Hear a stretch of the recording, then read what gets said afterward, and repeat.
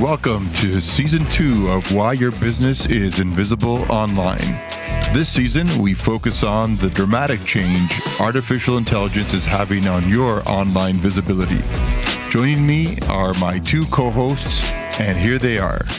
Hi, this is Jim Filatico. I'm currently obsessed with planning my next beach adventure for my whole family. Hi, I'm Kelly Biggs. We're talking about AI this season. I'm wondering, can I get an AI agent to clean my house?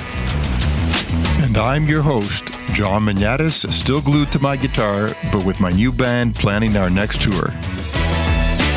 Back in one of our episodes last year, John said, I don't know how we even got on the topic, but we started talking about the best lawyer in Toronto, Toronto. Personal injury lawyer. Personal injury lawyer. Yeah. And so he's like, I know who's going to come at the top. It's going to be Diamond and Diamond. Yeah. Right. And so me and Jim said, well, let's see. Well, guess what? They weren't at the top for large chat. language, on chat and Perplexity. And Perplexity, yeah. They neither one. And so then to your point, we started going down the rabbit hole. Like, why did you not pick Diamond and Diamond? Like, what's going on? And exactly to your point, it was like, yeah, they hadn't done a lot on reputation management, to put it kindly. Yes, that's exactly right. So that was the struggle. And so then, it was kind of eye-opening. Like, it's like you got to have a lot. I think it's tougher. You got to have a lot more. You make a great point, Kelly, and I'm not a marketer, so full disclosure, I don't know marketing, but I've always believed this about marketing. Successful marketing is doing many, many things right.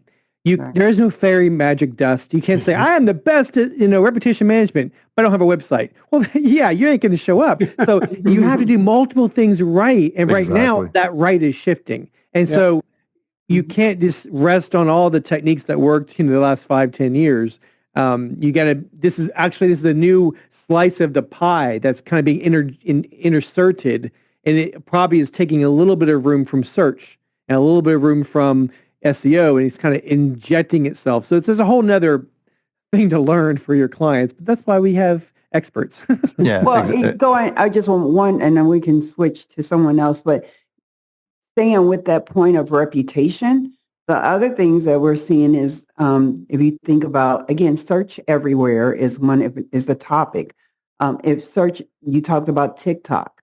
So one of the things I was speaking with a Gen Zer, and they were saying, I was like, tell me how you use TikTok. Like, what do you use it for? And so they were taking me through their whole buyer journey. But one of the things that kind of bubbled to the top of this buyer journey for me is that they might be introduced to something through TikTok. And then they said their very next step would be to stay inside the platform and they go look at whatever was served to them, and they're looking to see what other people are saying about it. So this whole idea of user review in that algorithm becomes way more important, I think, than it has previously. Before, it was Google reviews, right? But inside of a product, inside of a platform like TikTok, we're starting to see user content. I can't agree with you more. That is extremely well placed because and those who don't monitor that, they're at risk because, great if somebody says positive things about your brand, that's not going to happen all the time. And if you just let the negative naysayers, they'll own that chat. They will absolutely dominate, and they'll be like, and if you don't respond to them, like, oh, it's a shame that you had a bad experience. Did you know that you had to do this, this, and this for it to work right? Oh, no. Okay, so if you're not responding to it, then you're not actually going to get the positive of that. So yes, definitely, I agree. Reputation, and even in those channels, is huge right now. I want to stay on this topic of traditional, what we've been doing traditionally really well for years with SEO, and now we're making this transition to AI to include them into the picture. There's probably, in your travels, Robert, you've probably centered on a bunch of things that we were doing in SEO that are still probably pretty good for AI as well. AI understands that. We should probably keep doing those things. But there's probably some really distinctive things that all the AI AI companies, whether, again, Perplexity, Anthropic, OpenAI, that their tools want us to do differently now? Like, or maybe emphasize more. For example, if you said to me, AI prefers that we have more frequently asked questions, more succinct answers, more, I don't know, visual. Like, are there things that the AI tools want to see so that they amplify our clients to the top of their list when it comes to the most important questions? Keywords and so forth still works for Google search, but it doesn't necessarily work in the AI world. What are the things we can keep from what we've always been doing in SEO versus the new things we have to emphasize with AI tools to be successful? I think I'll go back to my comment about what you keep is the mentality. You might not be the tactics, but it's the mentality of aligning your content to the user's intent. Got it. And before it was keywords would solve that problem. Like you could just keyword hack and just throw all the keywords that you're paying for into a blog post and then, yeah, you won, or it used to be, I'm not sure, again, I'm not a marketer, but it used to be that your web domain couldn't be misaligned with your product. Remember that? Because I used to work for Sport Clips and they would they would name every single domain men's haircuts of Gwinnett County. That would be like, what? Not even Sport Clips. Their domain would be men's haircuts. I was like, what? So, that's what it was. So they could hack that particular element. That's tactics that don't work anymore because the SEO model changed, right? And algorithm and Google shifted. Language models, they don't have that kind of thing. So I think it's really about aligning intent of how the users are using their tools. And right now they're giving lots of context. So you got to match that context if you want to be the product that comes up. But back to Kelly's point, you'll get so much more potent interest at that point. If they do click on your site, it's because you align perfectly with that client. And that's brilliant. That's like, and so to that next point, you better jump on that lead. Because that's hot. Conversion. And know who that person is from the get-go, right? Yeah.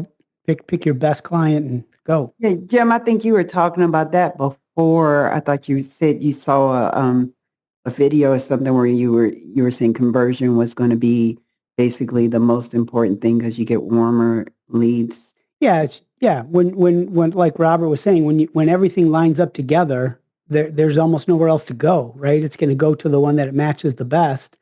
So they're ready to buy. They're ready to buy the service or the product. And that's where we were talking about it before. Then you go to a generic landing page, or you go, you know what I mean? Once you get to a website, if that generic landing page is there, you're screwed, right? I mean, it has to have Susie's name and Susie's background and Susie's intentions, so to speak. Not her name, but you know what I mean. And Jim, and that's where the next problem comes in, because you were saying that, I was like, well, what if multiple clients, products, services align perfectly with Susie's interest? Mm-hmm. Well, you just said it. They went to the first one. It was a terrible website. Bounce, and then that ruins their algorithmic results for next time, but not the language model. So if you're firmly embedded in just a language model, then you're beholden to how LLMs work. But that's the problem, which, sorry to go back and forth here. Now what they're doing is they're rolling them in like a Perplexity. And those who don't know what Perplexity is, it's like they use ChatGPT and a language model together to produce a solution. And so that's what they were the first to do it. They made Google look bad.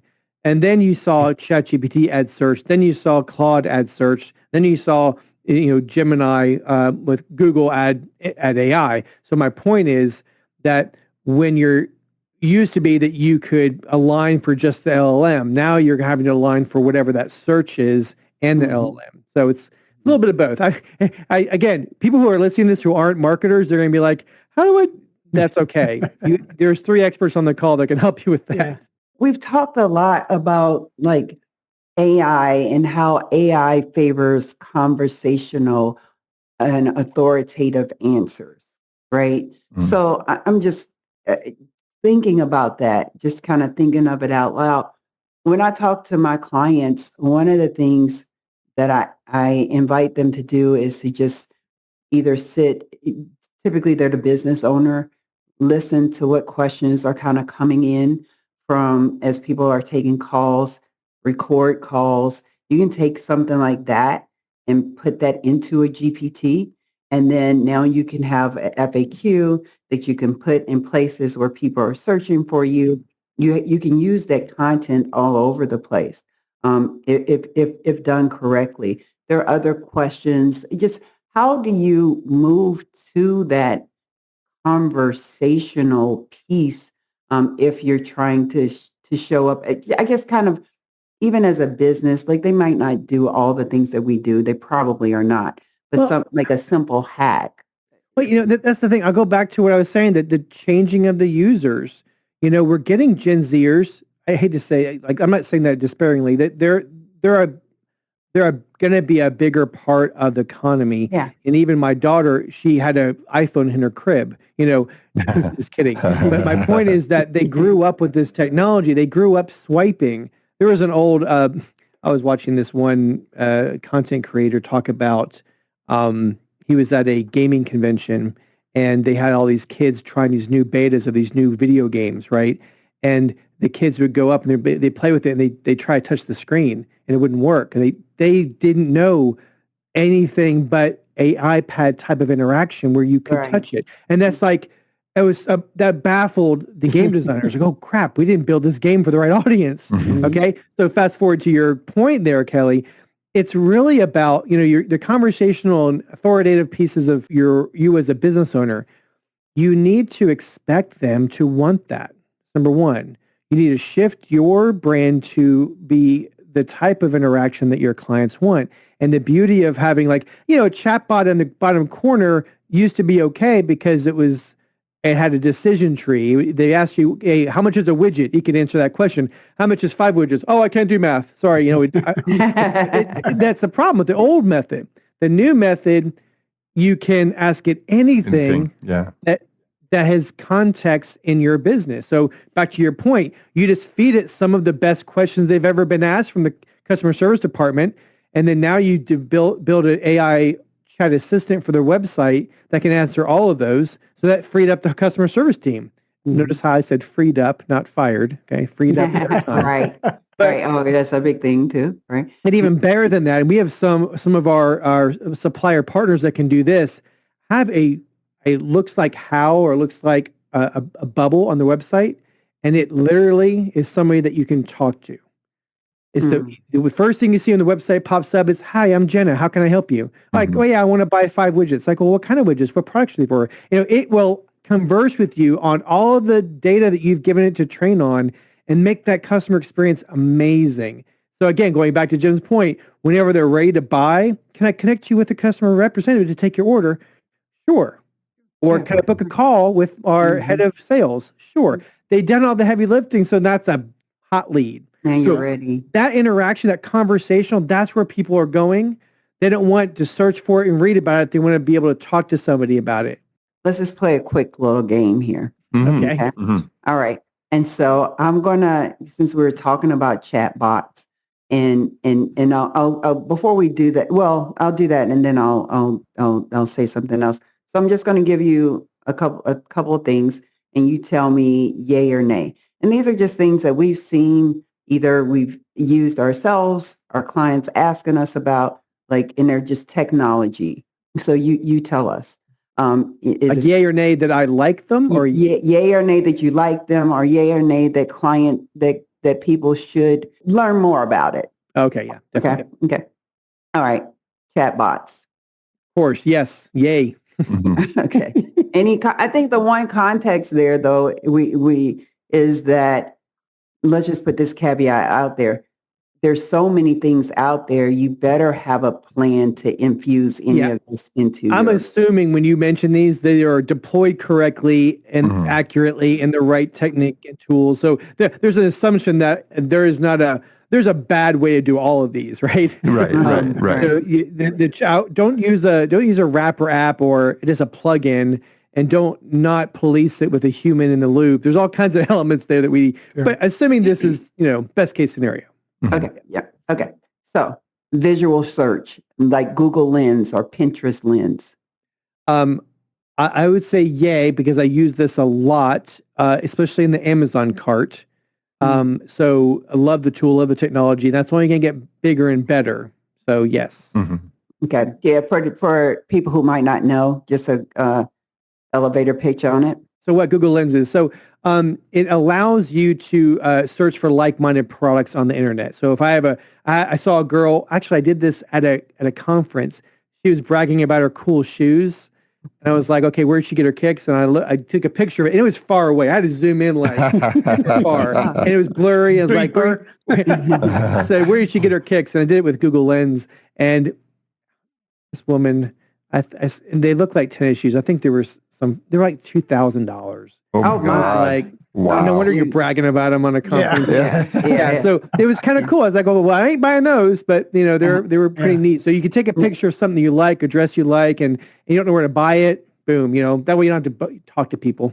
Next, you type in cheap version of the. There you go. All right. 100%. Voice assistants. I used to say, a painful no, because Siri sucks, still sucks. I hate Siri. She's the worst. She promised all these great things, and now she's, in the world of AI, she's terrible, right? I have her turned off on my phone. Alexa just came out with a better version, so Alexa's doing amazing. And notice how I'm anthropomorphizing these lovely ladies who are not ladies at all. And we all know who you're talking about. Yeah. So Alexa is pretty good now, so I'm a big fan. It's a great technology.